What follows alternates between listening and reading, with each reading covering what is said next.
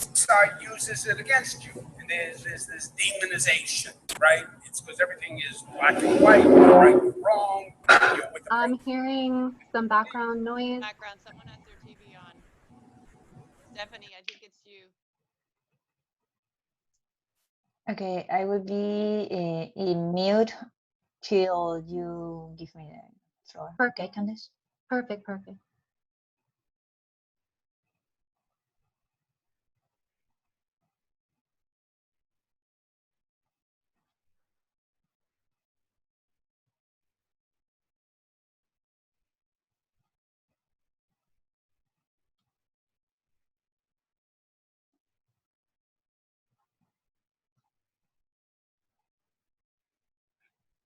Francis, do you want to just start in?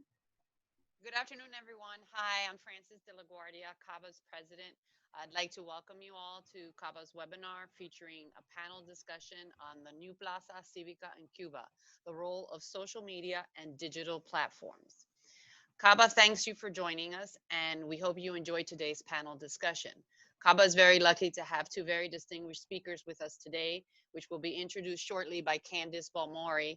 Candice is a director on the Caba board, and she's also the chair of the Caba on Cuba committee that put together this webinar today. If that was not enough work for Candice, she also co-chairs Caba's online programming. I'd also like to acknowledge Augusto Pereira, who's also available on the webinar and who's co-chair of the CLE committee. Thank you, Candice and Augusto, for putting together the webinar and for all your hard work and efforts on behalf of Caba. With that, if you're ready, Candice, who will be introducing the panelists, the floor, or in this instance, the Zoom screen is yours. Thank you. Thanks, Francis. And thanks, everyone, for joining us today. I want to start by introducing Stephanie Chung from Stephanie's Crepes. Stephanie is joining us today as one of Caba's hashtag Caba Cares Initiative community partners. Through this program, Caba is partnering with our community partners and sponsors so they can tell us a little bit more about the work that they do. So Stephanie, with that, welcome.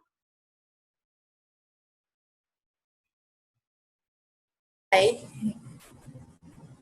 think I'm not sure if I can you hear me? Yes, we can hear you. Oh, okay, great. Yes. Hi, everyone. I'm Stephanie from Stephanie's Crepes. So I run a boutique crepe shop right here in Coral Gables.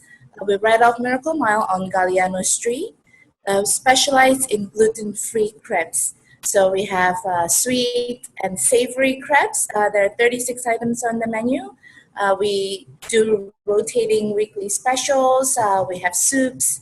We have fresh smoothies. And at the moment, the weather is not so permitting today, but we have opened our outdoor seating, practicing the safe distance, and we do delivery and non-contact curbside pickup, as well as through all of the delivery apps like Uber Eats and Postmates. Thank you. Thanks so much for telling us a bit about Stephanie's Crepes. If you are in the area, if you are in the Coral Gables, Miami-Dade area and interested in checking them out, we encourage you to do so. I've had her crepes and they're delicious.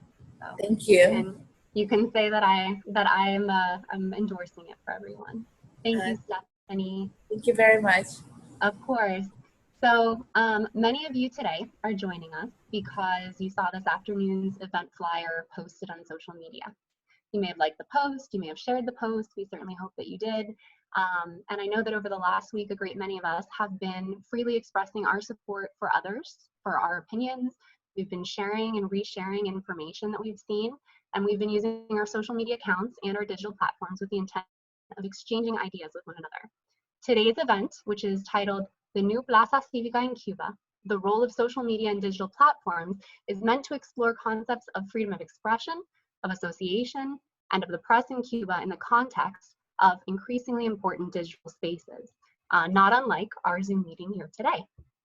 Traditionally, the Cuban regime, as is the practice of authoritarian governments, has adeptly occupied the physical spaces where ideas are exchanged. They have deftly implemented what are called neighborhood communities for the defense of the revolution, turning neighbors into informants on one another. They have tapped telephone lines. They have sent police and armed guards into plazas and meeting spaces that have served for centuries as areas of public congregation. But Cubans on the island are increasingly accessing the internet, and they're using social media platforms to connect and communicate with family and friends across the globe. And so are human rights activists and democratic activists. So what do these digital spaces mean for present-day Cuban civil society under the law in Cuba? Today we have with us Rosa Maria Paya Acevedo, who is a Cuban activist for freedom and human rights. She's also a founding member of Cuba Decide, an organization advocating for the democratic and free multi-party democratic election of government by Cuba's own citizens. In her work, Rosa Maria has addressed the United Nations Human Rights Council, the Inter-American Commission for Human Rights, and has advocated tirelessly on behalf of the Cuban people for reform. Some of you may also know that Rosa Maria is the daughter of Osvaldo Paya Sardinas, who prior to his untimely death championed the Varela Project that collected thousands of signatories to petition the Cuban government for proposed legislation advocating for democratic political reform within Cuba. We also have with us longtime Caba on Cuba committee member Aldo Leyva, who is counsel with the law firm of Baker Donaldson. And apart from his work with cybersecurity and privacy laws and compliance, he's briefed the US State Department, representatives, and senators on Cuban policy.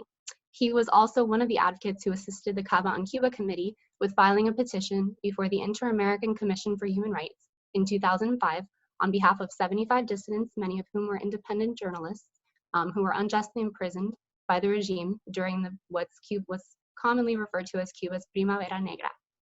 We're going to start our discussion and program off today by asking that Aldo give us some background on Ley Decreto 370, which was enacted in Cuba on July 4th, 2019. After he's given us a bit of that background, we're going to switch over to listen to Rosa Maria Paya, who's going to tell us about her experiences and those of her friends on the island. A few housekeeping items. We have some members of the press who may be among our participants, and if so, we welcome you and we thank you for joining us today. I do ask that if you're a member of the press and you'd like to ask a question to our speakers, that you kindly identify yourself prior to submitting the question. We also have a number of law students who are joining us today, and so we'd like to, and all of our Caba members who are logging in from across the state of Florida and beyond, welcome. For the attorneys among us, we have received Florida Bar CLE credit for today's discussion, so that information will be available on the last slide of the day, so stick around with us. And finally, the last 10 minutes of this presentation are going to be dedicated to question and answer session with our panelists. In the meanwhile, you're welcome to use the Q&A box that's at the bottom of your screen, and I'll be fielding those questions within the last 10 minutes.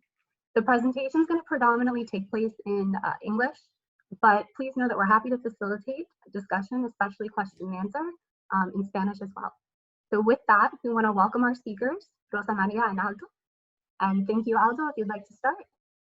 Great, thank you very much. First of all, to Caba for allowing me to once again present on this important issue, an ongoing project for Cuba as far as the efforts that Caba has invested into supporting human rights in Cuba. I'm proud to say that, as Candace mentioned, I've been involved with that committee for some time, and I'm very happy to see that the committee continues to this day to advocate for human rights and freedom in Cuba. I'm going to start the presentation, first of all, by providing a context as far as where this current law came from, the overall context and approach of the Cuban government towards its own people, and the way it views the use of the law. Let's go ahead and start with the slides, please. That's me, thank you. So today's agenda will focus again on Law Decree 370. That is a law that was passed last year, 2019, and we'll get into the details as to the whys and wherefores of that law. I'm going to start out by discussing the institutional and legal context of the law, in general, Cuban constitutional law, the philosophy behind the law in Cuba, and then getting into the latest Cuban Constitution, which was, after much hype, was enacted in 2019. We'll get into some of the details. There was a lot of discussion at the time as whether it would be new and improved. I'm sad to say it's neither. It's more of the same. It's basically a document designed to protect the Cuban government from the freedoms of its own people and denying them their freedoms. And then we'll get into the enforcement and application of Law 370, again, emphasizing that this is not merely just raising concern over how the law could be used, but actually demonstrating how the law, in fact, has been used most recently to imprison dissidents and independent journalists. Before I get started, I also want to express my sincere gratitude and an honor to serve on this panel and be speaking along with Rosa Maria Paya, whose father is a historical figure, as far as I'm concerned, in the history of Cuba. He was behind the Proyecto Varela, which I will be discussing a little bit, and actually some of the constitutional realities of Cuba today are actually a response to his efforts as a human rights champion until he was tragically murdered by the Cuban state security apparatus some years ago. Let's start with the next slide. So the Cuban Constitution of 2019 was basically a top-down document that was enacted by the regime. It basically served as a way to update the system to more accurately capture the potential threats and perceived risks of allowing people on the island to have further communication. There's an important speech that Fidel Castro offered back in the 1960s where he famously says, "Within the revolution, everything. Outside of the revolution, nothing." Basically, every aspect of life in Cuba, every communication, every thought is supposed to be within the confines of what the revolution dictates and requires. And you can see that in the preamble to the Cuban Constitution of 2019, where there was a lot of writing, a lot of analysis, a lot of hope that perhaps the regime would be softening its grip on power and allowing a more pluralistic approach to addressing Cuba's serious social and economic problems. The regime again committed and reinforced that it is never returning to capitalism, and basically underscores that it is not only a socialist, but will remain a communist nation as far as it's concerned. So that's a clear and open statement as far as the regime as to the way it views itself and what its purpose of government is. Most importantly, Cuba remains under the solitary control of the leadership of the Communist Party of Cuba, the only party that's permitted to function in Cuba, and basically it has a monopoly on government since the 1960s. We'll get into some of the issues here as far as the Cuban Constitution, whether or not it can be amended. Technically it can, realistically it can't. Article 4 has an important constitutional holding here. It basically says that the socialist system that the Constitution supports is irrevocable. So basically any kind of amendment, any kind of petition, any kind of effort by Cuban citizenry or even the Cuban legislature, the People's Power Assembly, to try to undo or modify Cuba's system from that of a socialist system is illegal and therefore cannot even be considered. Article 5 also mentions something very important, basically recognizing that Cuban citizens have the right to combat through any means, including armed combat, when other means are not available, against any that intend to topple the political, social, and economic order established by this Constitution. René Gómez Manzano, who was a dissident lawyer, very correctly pointed out years ago that Article 5 basically opens the door for basically attacks on Cuban citizens that seek to change Cuba peacefully. So anything that's done as far as any kind of peaceful efforts, such as the Proyecto Varela project, are basically can be interpreted under Article 5 as an intent to topple or somehow challenge the political, social, and economic order. So in fact, Article 5 makes it legal to basically oppress citizens who seek change in Cuba. Next slide, please.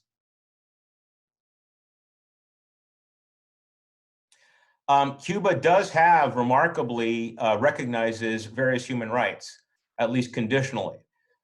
It recognizes, for example, in Article 54, among other rights, the right to freedom of speech, freedom of thought, conscience, and expression. That is a right that's recognized in their constitution. And however, this is where we get into the conditional aspects of these rights. Basically, these rights can only be exercised according to the law and for the good of society. And the ultimate dictator or the ultimate determining entity of that is the Cuban government.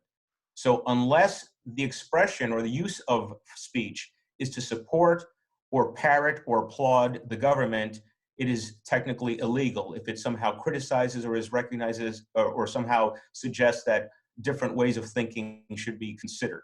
Similarly, all press in Cuba is government controlled. There's no independent media in Cuba. Basically, they control all the means of communication. Turning to another important feature of Article 55 is the fundamental means of social communication are the socialist property of all people and may not be categorized as any other type of property. That's another way of saying that any means of communication in Cuba are government owned. There is no private property, there is no private radio station, and by extension, I would argue, there's no private social media accounts. There's no private property at all. Anything that you own in Cuba is something you share with citizens, and therefore only right to access it or use it or advocate using it is exclusively through the Cuban government.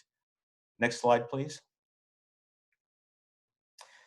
The important catch-all of all these, I said it's conditional rights before. Article 45 basically says the exercise of these rights of the people are only limited by the rights of others, collective security, general well-being, respect for public order, the Constitution, and the laws.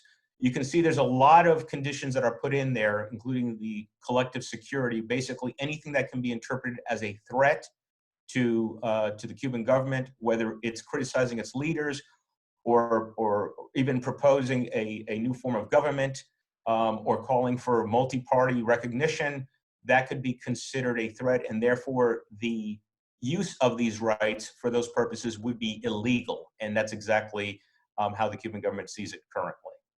Next slide.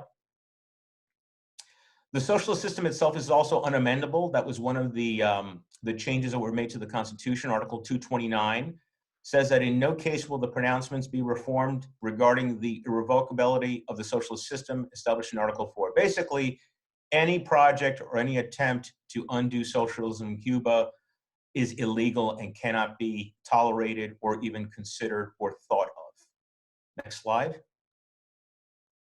So who can amend the Constitution?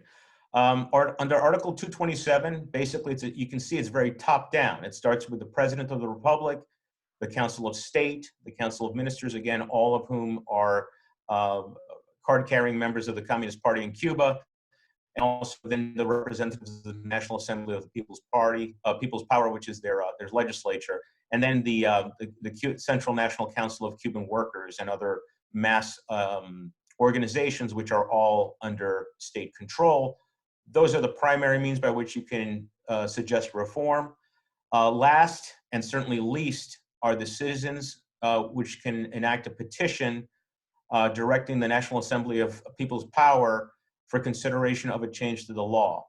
Now, what's interesting here is this very much is a reaction to the Varela Project, which was basically the first effort in Cuba by Cuban dissidents led by Osvaldo Payá to try to reform the system from within by seeking to reclaim the rights that are expressed supposedly in the Constitution and using the instruments, the existing law in Cuba, to try to develop peaceful change in Cuba with the full participation of all Cuban citizens. Now, at the time, it was only 10,000 signatures were necessary. And I believe that the regime at that time, since it had never been done before, it was a right that had existed in the Constitution for some time. No one had ever previously tried to petition the government, and certainly the government thought that it would be impossible to collect those many signatures. To their disappointment and surprise, the Varela Project was successful in securing more than the required votes, and therefore the Cuban government was met with the uncomfortable situation of finding a project intended to change Cuban society from the inside, supported by a great number of Cuban citizens on the island. And that was why in 2001, the Cuban Constitution was amended to make it irrevocable. So basically that speaks to the success of the Varela Project, which was the first serious effort to reform Cuba from within. And we saw very clearly, in an approach that continues to this day, the response of the Cuban government to any effort to change it from within, or any effort to recognize or respect the voice of its own citizens. Next panel, no, I'm sorry, next slide. As I said before, this was a reaction to the Varela project. And again, I touched on this before. There were 10,000 signatures that were required at the time, and the response was basically shutting the door on any further change. That wasn't enough for the Cuban government. Thereafter, it kept on harassing, arresting, and imprisoning anyone who was trying to promote the ideals of the Varela project, including independent journalists who were sharing ideas and publicizing the efforts of the Varela project, which obviously were not being covered by state-owned media. Next slide, please. A reaction to all these people who were trying to speak, this was in 1999, at the time that the Varela project was already in the process of collecting signatures, was La Ley Mordaza, which was the name that was given to this law by the Cuban dissidents at the time, which basically translates into the gag law. It was an effort to silence and gag dissent of any type. And it was provided with this fanciful title of the Law for the Protection of National Independence and the Economy of Cuba. But basically, it's for the protection of the Cuban regime against any independent thought. It established prison terms that varied in duration and with severity. So for example, 2 to 5 years for anyone who collaborated with any foreign radio or television stations, basically speaking to the international press, was criminalized, and this remains a crime today. Whether or not they enforce it, that's going to be at their whim, at the Cuban government's whim. 3 to 8 years if the collaboration is carried out for profit. By that meaning, if the dissidents are proven to somehow receive international aid and support from human rights organizations, that can be reinterpreted as for profit because they received funds in order to share ideas. 7 to 15 years for anyone who carries out any action aimed at hindering or hurting the economic relations of the Cuban state. If your question is, what does that mean? That's a very good question. Basically, it can mean anything the Cuban government wants it to. Anything that somehow threatens Cuba's interests, depending on what you said, could land you 7 to 15 years in Cuba. Next slide. 3 to 8 years for those who accumulate, reproduce, or spread material of subversive character. More of the same. Anything that could be considered a threat to the Cuban government is criminalized here. And anything as far as any materials that they receive, note this, not just the United States, but its agencies, dependencies, officials from any other foreign entity.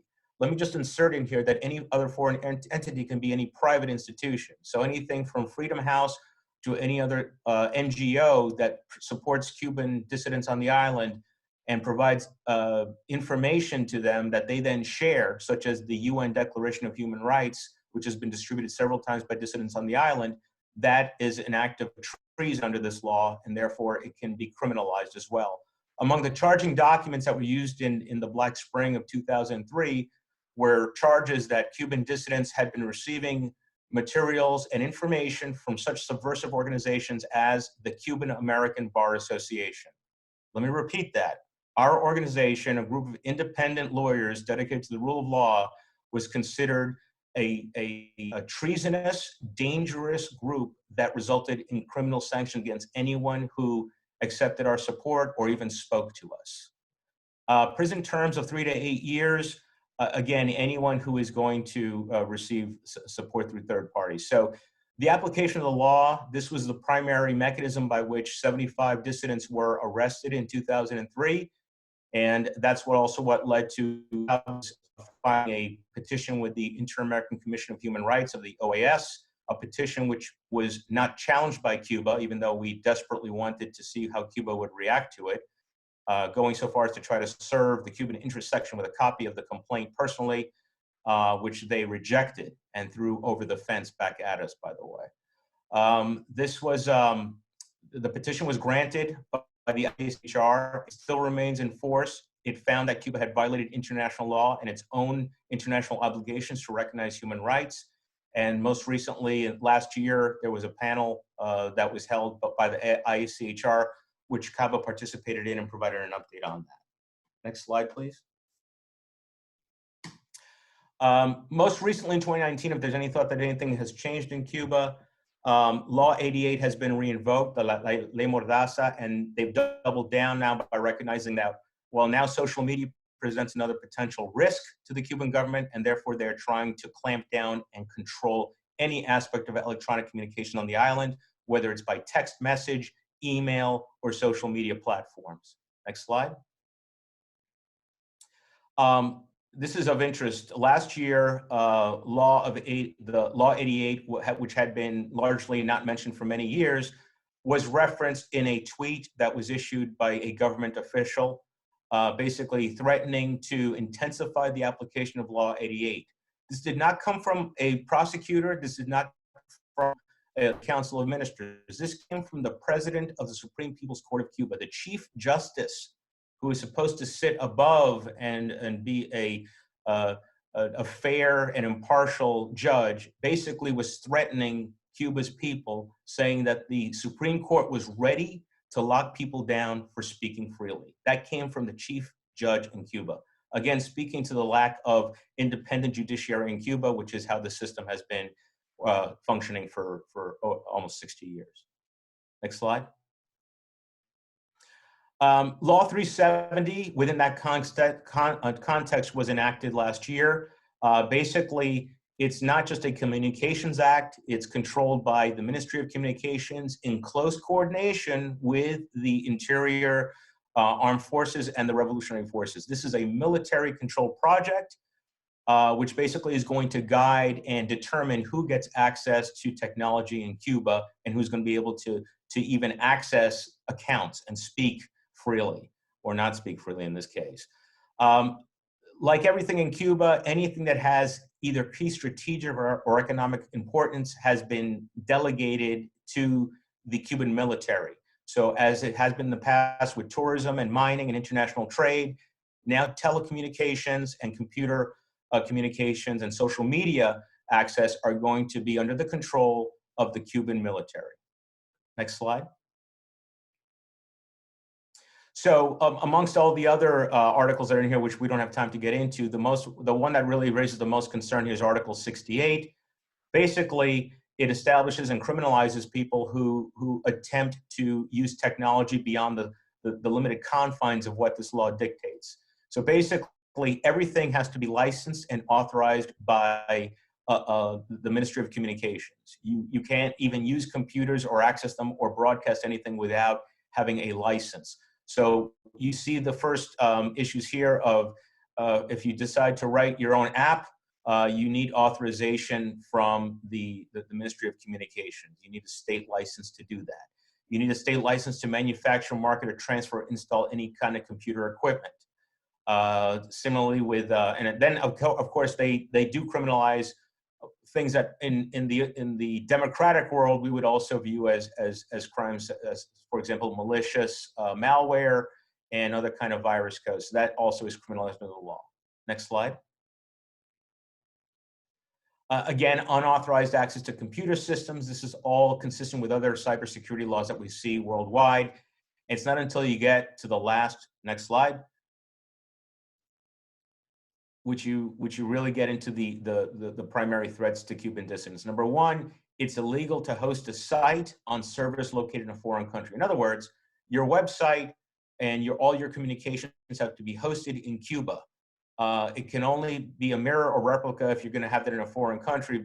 And basically, why is that? Why would you be required to host your data in Cuba so that the Cuban government can either seize the server or shut down services to you, and therefore have more control over your ability over your own infrastructure of your own computer systems? The last and most important indication, which again, the most important and most applied sanction under the law, is the next slide, which is basically it's illegal to disseminate through public data transmission networks information contrary to the social interest, morality, good customs, and integrity of the people. Again, what does that mean? You tell me. Basically, it's whatever the Cuban government decides it means. So this is another mechanism, another legal mechanism by which they basically take law and then use it to protect the system from the free expression of its own people. So it's just a continuation of what the Ley Mordaza did. In this case, they're more concerned because this takes out the middleman. This prevents you from having to contact a member of the press. You can publish your own blog or distribute your own ideas, and that's what they're very much concerned about. Next slide. The penalties can range anywhere from 1,000 to 5,000 Cuban pesos. That's about $125, which doesn't sound like a lot of money to you and me. In Cuba, that's a lot of money. And basically what's been done right now is that what they trigger the fines.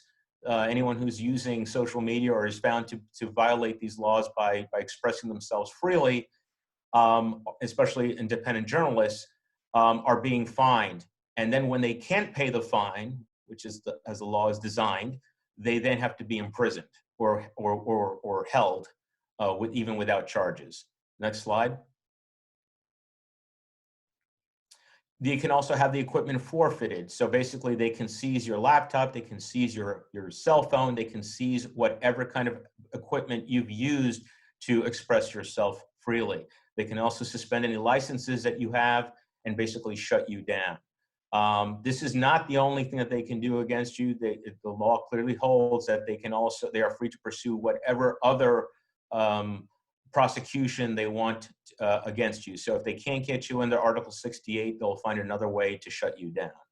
Next slide.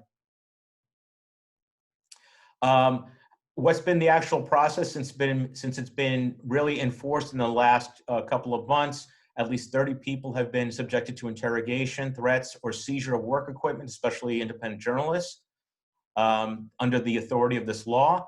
20 have been victims of 3,000 peso fines, which basically is an amount triple to the average monthly salary in Cuba, again, very much by design. And then again, failure to pay the fines results in people being thrown in jail for up to 6 months at a time, which has basically already been enacted by the Cuban authorities to sentence 7 civil society actors who are currently in prison. All this information is documented and available at freedomhouse.org, which has been closely monitoring the situation in Cuba and has expressed its great concerns and denunciations over the application of this law against dissidents. Next slide. It is a violation of international law.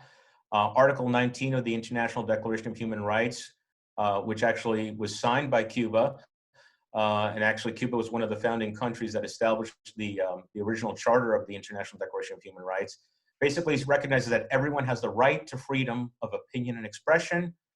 This right includes freedom to hold opinions without interference and to seek, receive, and impart information ideas through any media and regardless of frontiers.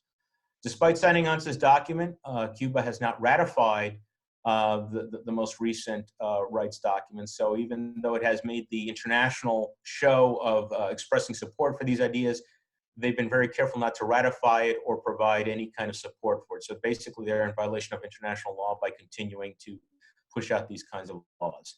Next slide. NGOs have denounced Cuba's approach towards the internet freedom in general. Reporters Without Cuba has listed Cuba as the country with the least press freedom in the Americas. It's in 171st place among the bottom 10 in the global ranking in the latest annual report from Reporters Without Borders. So basically by enacting this law, Cuba is basically doubling down and making sure that in addition to shutting down reporters, it's going to shut down citizens who actually seek to report their truth to the world. Freedom House has rated Cuba as the country with the least freedom on the net in the Americas and 4th worst in the world. And lastly, Civicus Monitor, which tracks freedoms of association and expression throughout the world, has categorized Cuba's civic space as effectively closed. There's only one voice, it's that of the Cuban government, and the people cannot speak. Next slide. There's a pending constitutional challenge that was submitted a few weeks ago by Enix Berrio Sardá, who's with the Cuban Observatory of Human Rights. This gentleman presented on April 29th a request to the National Assembly of the People's Power to review and declare unconstitutional the 2 articles of Decree Law 370. And what was he met with? Yes, they accepted the document, but then he disappeared for 2 days because he was held incommunicado from his family. After they notified international media and enough pressure was raised internationally, he was then released. And now they are waiting for the National Assembly to act on this response. As I said before, the way the Constitution is written, the People's Assembly can definitely just take this and just basically say that this is what our Constitution allows, and therefore we're going to deny your petition. But we'll see how they respond to it, if at all. Next slide. With that, again, I thank Caba for allowing me to make this presentation. If you have any questions, feel free to contact us. If you want any more information as to any supporting documents for anything that's been presented today.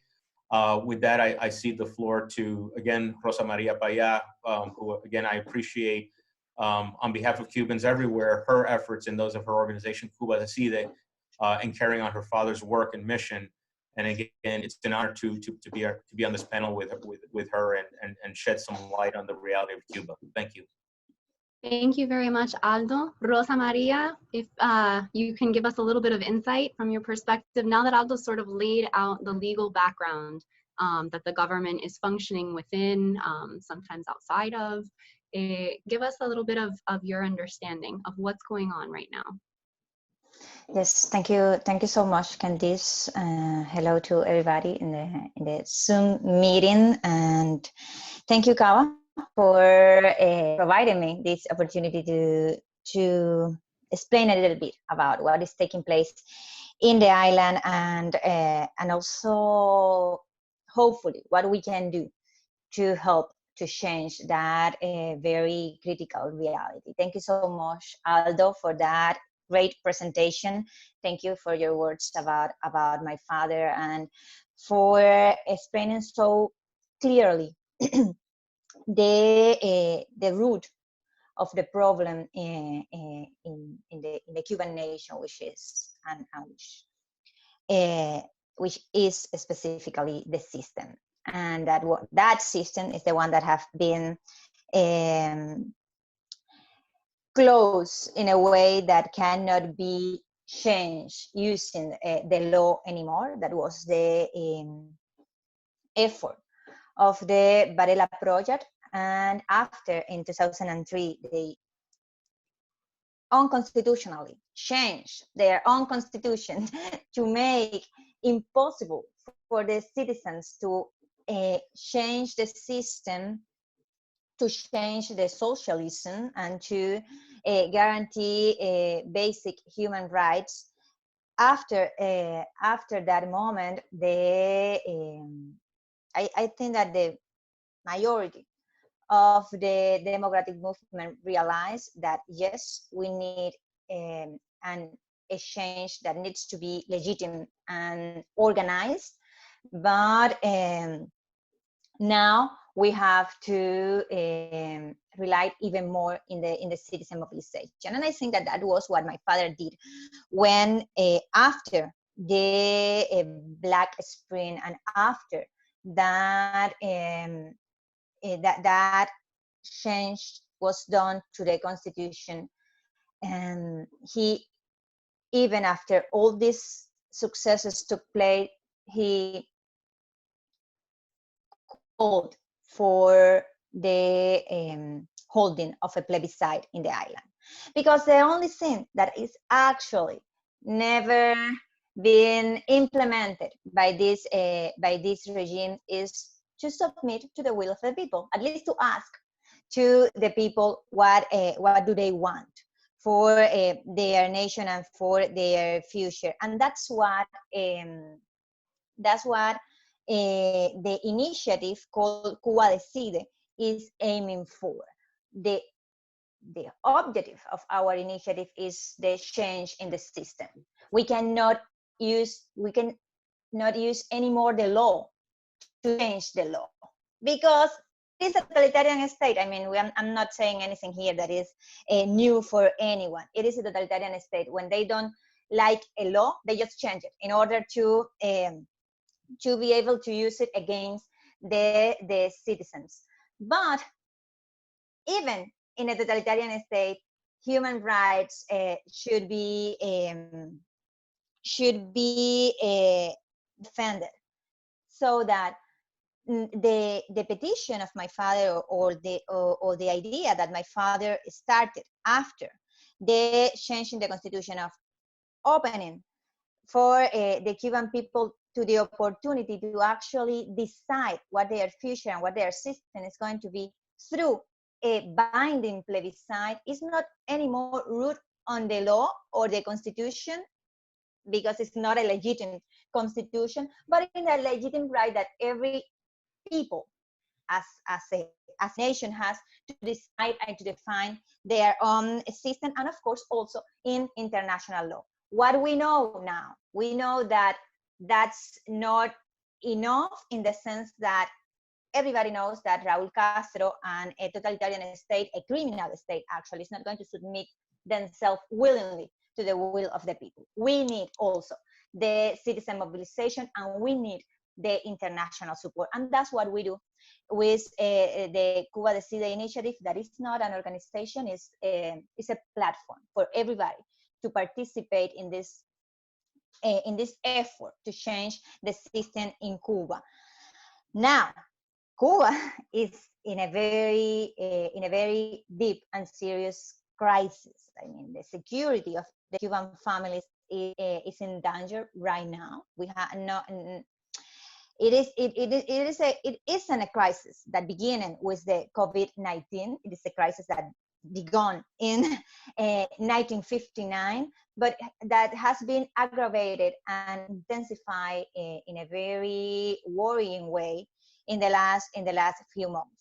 We have actually denounced the intensification of the repression by the authorities of the dictatorship, and of course the subsequent increase in the risk of COVID-19 contagion for citizens, and we actually alert the people to the danger to the life and the security of the Cuban families because of the shortage of the food, because of the absence of sanitary conditions in public places, and these public places includes the hospitals and the detention centers, and of course due to the corruption and the negligence of those that hold power in Cuba.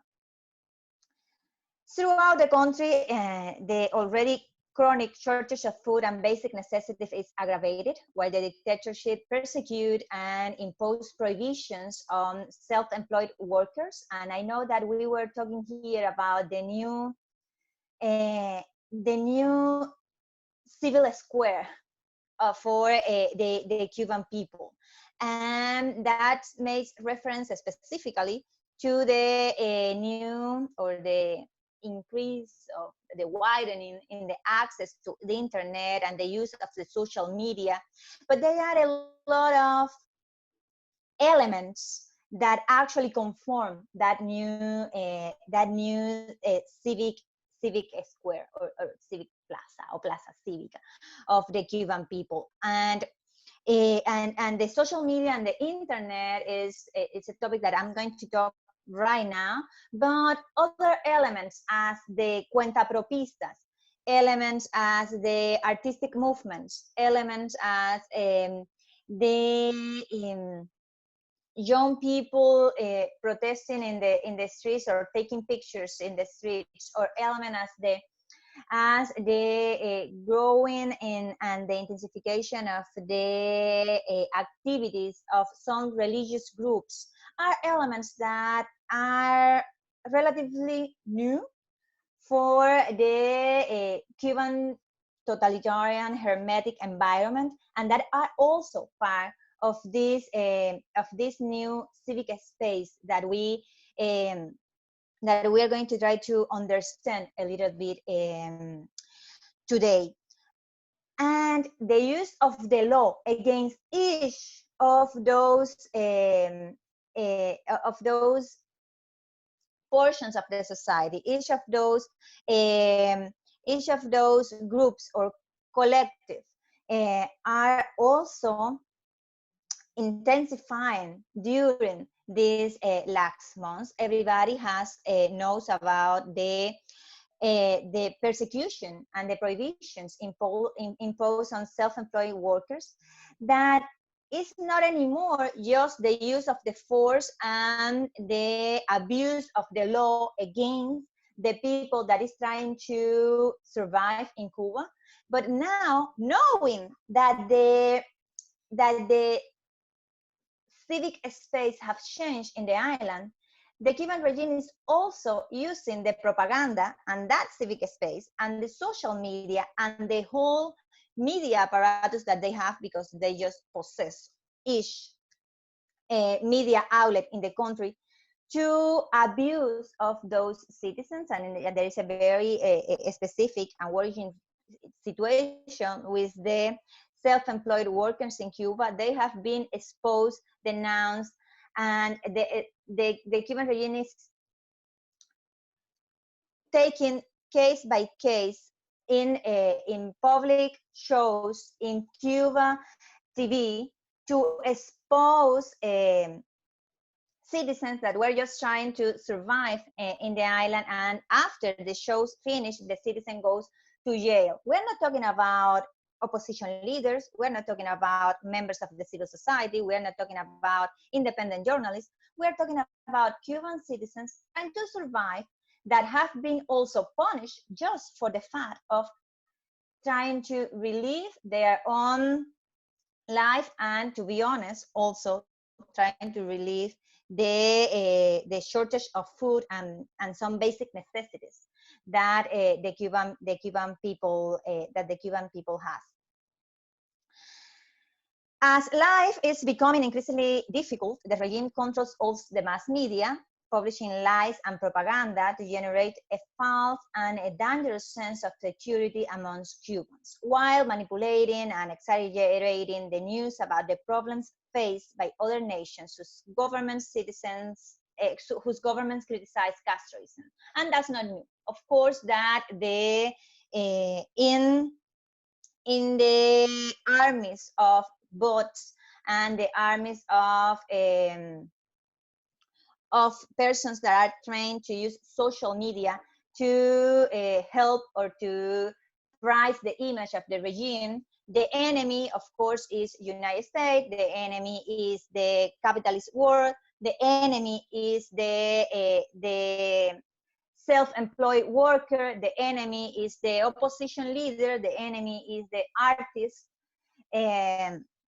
that is defending a right or is participating in a protest, and they are trying to, in my opinion, in a desperate way, they're trying to portray all these actors as the evil in the picture, but in a moment in which that image is not that easily sell anymore. And why it's not that easily sell? Well, because in my opinion, in first place, reality is just hitting the faces of each Cuban and even not Cuban, that there's to have a look to the island and to what is going on in the island, but also because the access to the information is bigger now. I mean, it is a reality that the social media access and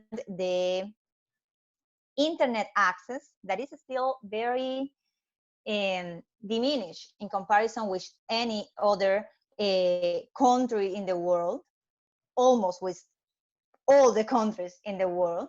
The vast majority of the Cuban people has no the economic resources to be connected during the most part of the day. Many of them have never been connected to internet.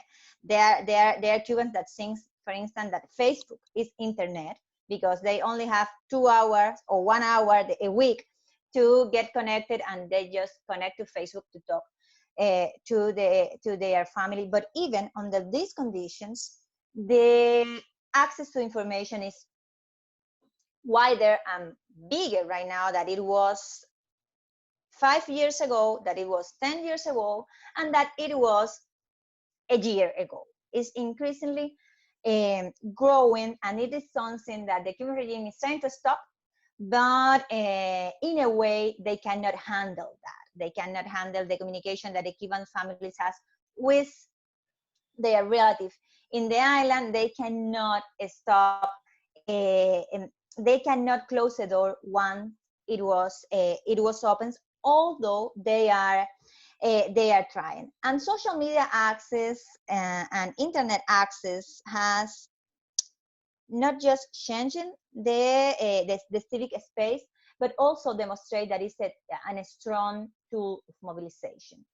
And we were witnesses of that during the last year march that took place in Havana, the gay parade that took place in Havana that ended in violence and in violence, sorry, and in persecution. And in many of my friends that were there were arrested. But the whole organization of that march was done through social media. Right now we are talking, and more than 12,000 Cuban families has registered to claim the humanitarian aid that a group of Cubans here in Miami, but actually, well, we started the process, but right now thousands of Cubans has contributed, and they are part of this initiative called Solidarity Among Brothers, which is an initiative to try to relieve that that hunger that the Cuban people is experiencing right now. So we collect humanitarian aid to send to the island. We are in the process to send it, but at the same time, and I have to say that I'm very grateful to the thousands of Cubans that have participated, even donating money or that went to physically donate humanitarian aid. But we also open a website and ask to the people in Cuba, please register to claim that aid. And more than 12,000 Cubans have registered. And hundreds of them are registering each day. But even in the middle of all the efforts that the dictatorship intentionally and in a very intense way made to prevent that. And I'm going to use the example to talk about all those measures that the regime have taken to try to close a door that they cannot close anymore. They block the websites. Actually, our website is blocked in the island. But the people find VPNs, or the people talk to their family in the States and ask them to register them that are inside the island. They have an army of people that have created also an army of bots, of robots in social media to spread messages supporting the Cuban revolution or against, and talking bad things, defaming about the Cuban opposition leaders or anyone in Cuba that has a free expression and that dare to defend accounts in the island. To give you an example, our website that was open for the Cubans to register in 2 hours during the night received more than 33,700 DDoS attacks, coming from Cuban IPs, coming from the University of Informatic Science, coming from the Cuban G2. That kind of attack is a very illustrative example of how worried the Cuban regime is about Cuban people communicating, and communicating not just in the sense of the access to the information, but also in the sense, and that's also why the civic space have changed, also in the sense of strategic canvassing, in the sense of the strategic organization, because it's not anymore look what is going on, it's also look what you can do. You can participate in a campaign for the liberation of Jose Daniel Ferrer. You could register here to claim for that humanitarian aid. You could go and be part of a parade in Havana. Of course, that this is worrying. for the regime. And in this, and that's why they also are now using the law to persecute the people in that cyberspace. Aldo just explained very good and what the decree 370 is, and it is actually used not just to put people in jail or to impose fines, but as a tool to threat the people. I mean, many of my friends, and we can talk about, for instance, the case of Luz Escobar, or the case of Yander Serra, a very young Cuban living in Manzanillo that was arrested in the middle of a YouTube show live, and once he was arrested, he was threatened because he's a very good, a very young man that was threatened not just with the imposition of a fine, was threatened with his family, was threatened with his future life in Cuba. It was threatened in the same way that each member opposition have been threatened in the past. The difference is that right now the threats are just because he's young and he's talking through YouTube to the world. That's those two ways to menace and those two ways to repress the free expression of the people are very common right now, the threats and actually the use of the law. But there is a new, or maybe not so new, but new for the cyberspace way also to repress or to try to control the people, and is that we cannot just lose sight that when we talk about Cuba, even when we talk about internet access, we're talking about one enterprise owned by the Cuban dictatorship, which is ETEXA, and ETEXA controls everything, just as Aldo says. Each communication, each line of communication, each cell phone is somehow controlled by ETEXA. So that now the regime is using the economic suffocation and the stealing of the credit to the opposition leaders, to the members of the civil society, to the artists, to the YouTuber, that they, for instance, make a huge effort to buy 2 gigas of internet access, and they wake up the morning after with 0.5 giga. And in a sense, it goes again to the fact that is the system what needs to be changed. We could use and we could push, and we're going to use each little space that we have to push for that change, but the change have to be a structural one. I know that we have a short in time. I have several examples of how they are using the law against political activists and also against independent members of the civil society. But I should say that they are, in my opinion, 3 ways in which they use and implement the law. The first one is, of course, the one that was described. They use the Ley Mordaza, or the 80A law, against the leaders of the Varela project, and it was obviously a political cause. They tried to use, there is a very illustrative case, that was the case of Luis Manuel Otero Alcántara, a young artist in Cuba that was arrested in March this year, and thanks to a huge campaign in social media, he was released. But he was going to be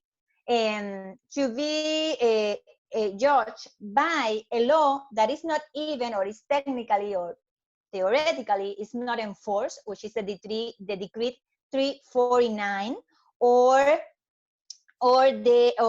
also known as the National Symbols Law. And they couldn't enforce that decree against him because the huge campaign that was made against that decree made the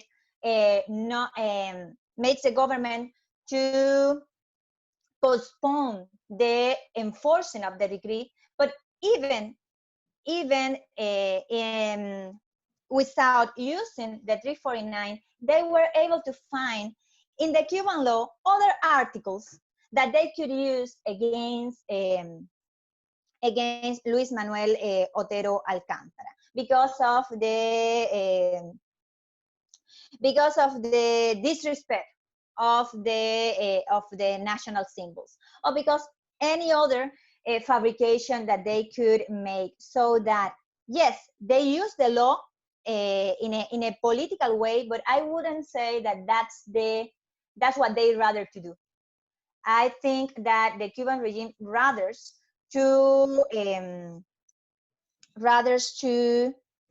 use or even fabricate other causes and other crimes in order to persecute and ultimately to put in jail Cuban dissidents and Cuban opposition leaders. That was the case of José Daniel Ferrer. During the last 7 months, he was arrested and charged with a crime of kidnapping, which was a fabrication of the Cuban regime. That's the case of Roberto de Jesus Quiñones, that it is right now in jail under a crime that responds to the illegal action, social danger, and personal conditions. Fabrications of the regime to put in jail a very well-respected independent journalist just for the fact that he went to the trial of a Christian pastor that is right now in jail for the fact of being homeschooling their kids. So if I can resume the ways in which the Cuban regime are using first the Constitution, this illegitimate text that was in place or that was enforced in April last year, and second the Ley Mordaza or ADA law, the 349 decree, the 370 decree. They are there to threat, to menace, and ultimately to be used against the Cuban opposition and the Cuban people in general, because the other fact is that not just the Cuban opposition is now being repressed or threatened. Almost anybody that dares to talk publicly is also subject of repression, as the case of Milady Salcedo, a young girl of 24 years old that just was taking a picture of an arbitrary detention in the middle of a crowd in Havana, and he was beaten in the street by the police, and she's in jail and have been disappeared for almost a month right now. She's just a young girl, 24 years old, walking in Havana, now disappeared from her family for the fact of taking a picture. So they use the law to threat, they use the law to menace, they impose fines, but when they need it, they abuse the law, or they just use other crimes against those that are being a danger to the power in Cuba. That's the case, and I want to end with this case. That's the case of Keyili de la Mora Valle. Keyili is a young woman. She lives in Cienfuegos. She's an activist of UNPACU. She's also a promoter of Cuba Decide. She will be taken to prison today for a year and a half of deprivation of liberty for the false and invented crimes of propagation of epidemic, disobedience, contempt, and resistance. The only crime of Keyili is to speak her mind. He is taken into prison right now for propagation of epidemic. I have to say that even according according with the official media of the dictatorship, there are hundreds of cases right now, legal cases opened against Cuban citizens related to the COVID-19 situation. So they are even using the COVID-19 situation to put in jail dissidents, civil society members, and just citizens that dare to speak their mind. I was wanted to end with the case of Kay Gili, because she said that she's going directly to hunger strike. She's a very young woman. She's a very strong and brave woman, and she's been taken into custody right now while we are talking. We are not just talking about technical issues. We are talking about human life, Cubans' life that have been put in danger right now while we talk. So it is also our right and our responsibility to raise our voices for them in the sense of asking for their liberation, but also asking for what is the root of the evil, what is the kernel of the crisis, which is of course not the COVID-19 or the 370 decree. It is the whole system, and it is that dictatorship, and that's what needs to be changed. Thank you very much, Rosa Maria, for explaining a little bit more concretely how this law and how other laws are being applied. What exactly is sort of the boots on the ground take, and what are the cases right now that are pending, and how they're being used against the Cuban people. I think that's a perspective that we try to keep in mind, those of us who are not on the island, but it's certainly one that we have to work to understand and investigate and look into. So with that, I'm gonna open the floor up to, we are a little over time, so I'm gonna, if folks will bear with us about 5 more minutes, tops. If you have a question, please feel free to type it in. There's a Q&A box or a chat box below on your screen. So please feel free to send that along.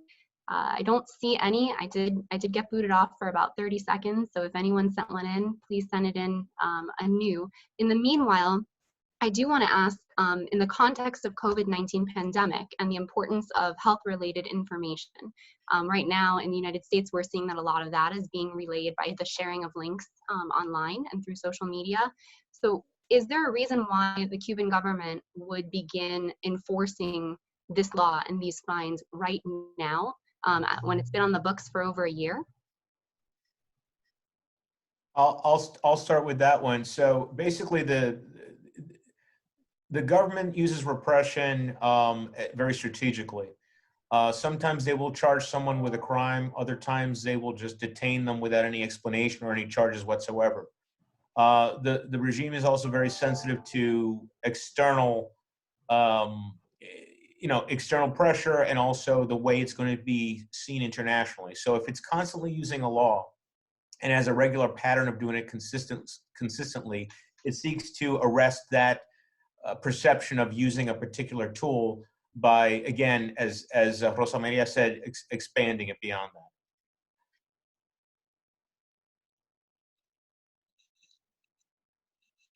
Thank you, Aldo. Thank you. We have a question. I don't know if Rosa Maria wants to expand on that at all, or we can move on to our next question.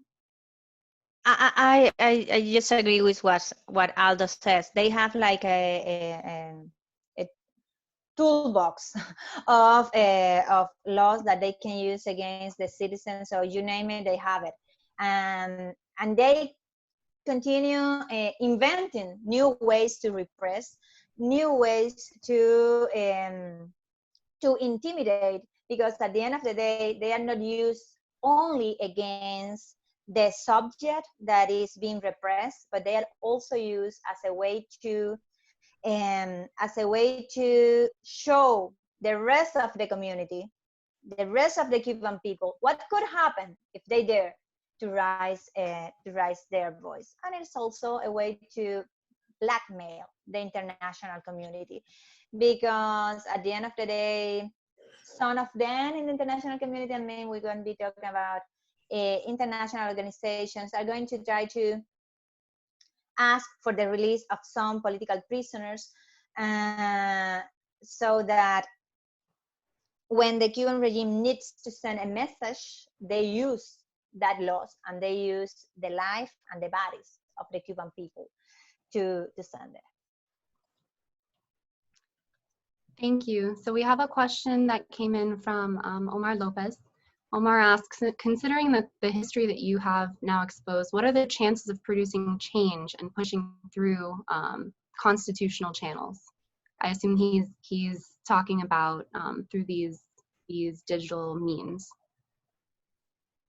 Yeah, so I mean, obviously, the system has already defined what the limits are. It's basically saying that it cannot and will not be changed, at least by using its own mechanisms. And again, that speaks to the success of the Varela project, because that was the first serious challenge by which the regime's own words and own statements and own laws were being used against it. And basically, their bluff was called.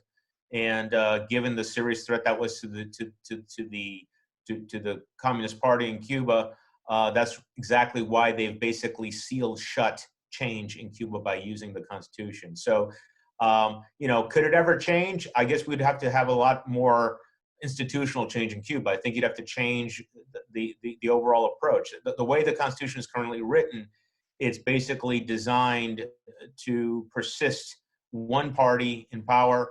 It's basically designed to limit any kind of independent plebiscite or any kind of effort to change the law. So I'm not saying that it would be fruitless to attempt to do so, because again, it does have some international, it has value to demonstrate to the world, again, just how people that are even using the regime's own rigged system to try to accomplish change from within, even within that setting, the regime cannot tolerate any kind of dissent or any idea that any change without it deciding on the change, if any, is something that's in place. So, you know, civic society still has to continue to grow independently. I think what Rosa Maria very eloquently said, as far as live examples of how every day, you know, normal Cubans who aren't, you know, professional activists, these are people who just want to be heard, people who are trying to solve their own problems because they live in a society that cannot solve their problems. And therefore, that's why they are compelled to try to change things on their own. It speaks to that pressure will always be there. And again, you know, as far as the regime has had to change and has to respond. So the fact that we are now on I don't know how many iterations of a communist constitution in Cuba dating back to 1976, it shows you that they have to respond. They are under constant pressure. So it also tells us that even with this system in place, as well designed as it has been to stifle dissent and to repress people, they still, the Cuban people still find ways to get around it, to supplant it, to find ways to create space for themselves. So it's a problem the regime will continue to have, as far as, you know, as far as human beings have souls. They are fighting humanity in this case. They're fighting against the basic human essence of self-determination and freedom. And I think with that on one side of the ledger, you cannot possibly persist. And it's a long game. It's a long struggle. But the fact is that, you know, as pointed out by Rosa Maria, the Cuban people are still here, and they're not going away anytime soon. They're going to continue advocating for their rights, even within a system that is rigged against them.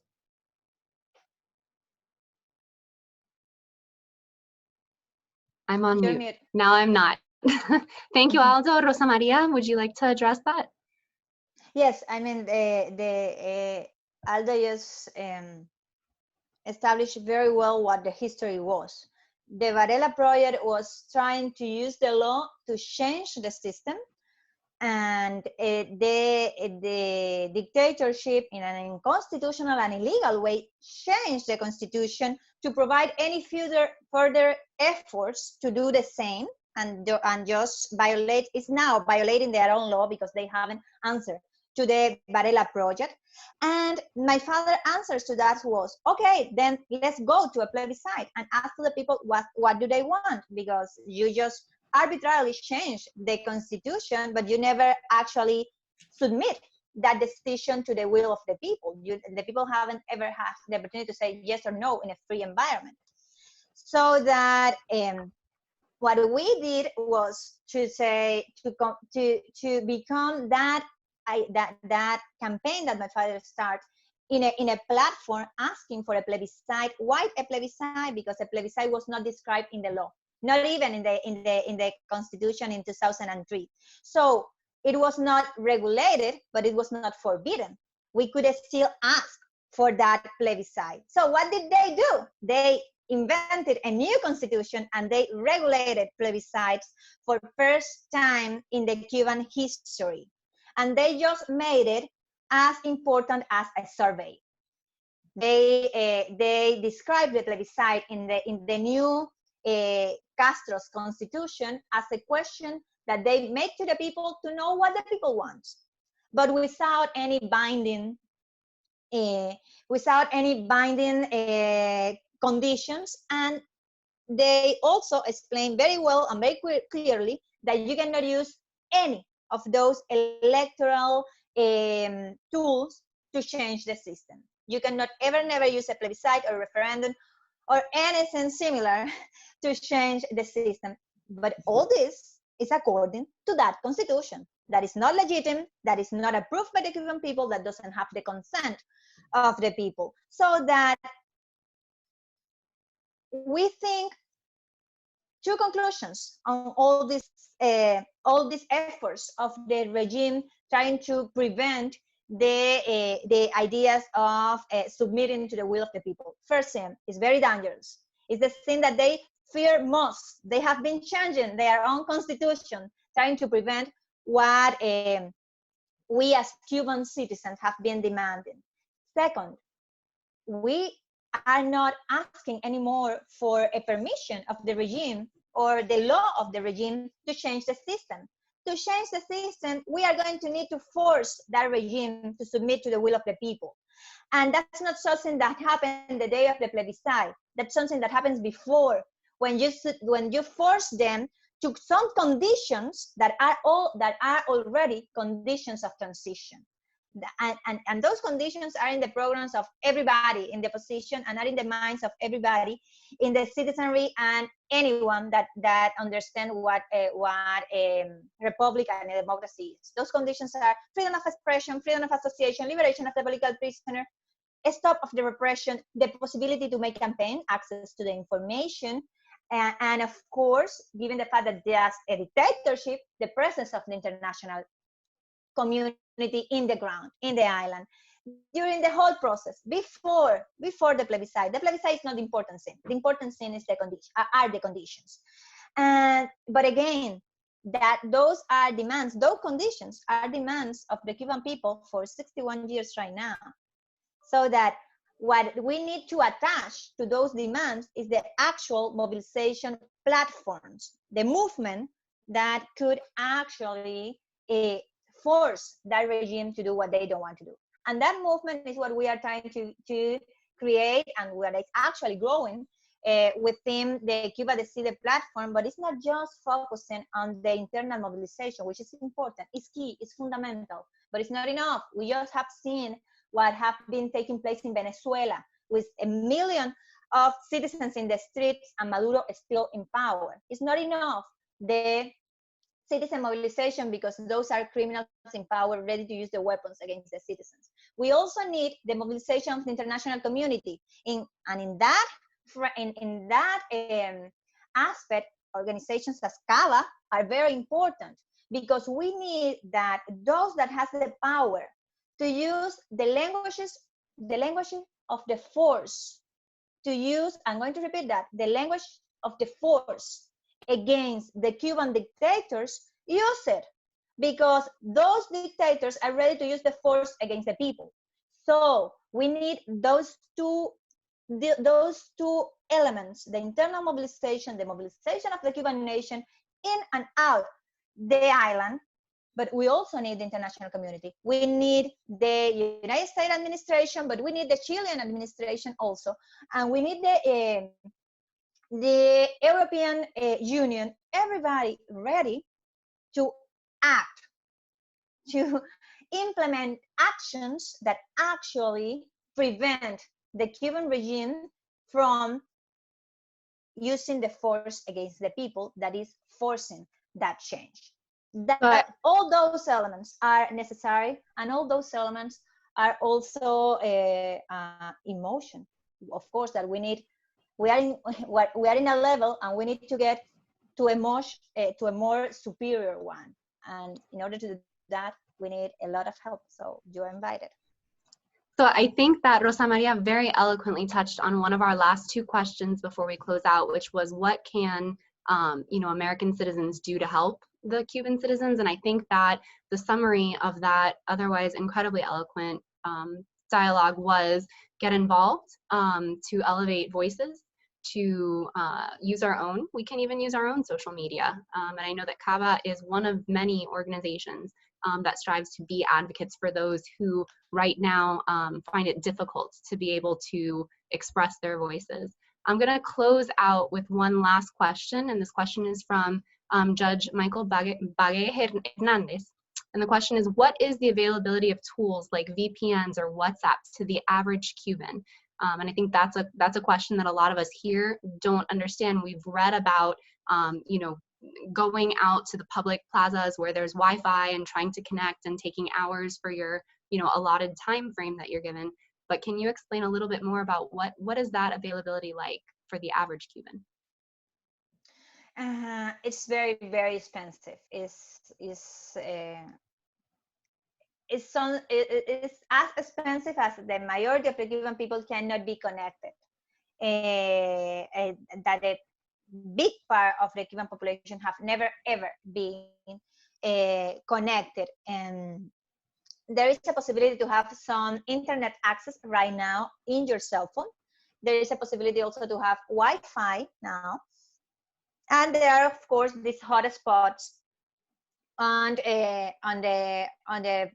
some public parks and public squares within the island. But the price, the cost of the gigabyte is still very, very is still very, very expensive for the most part of the Cuban people. The question about those that has the privilege of being connected and that has the privilege of not being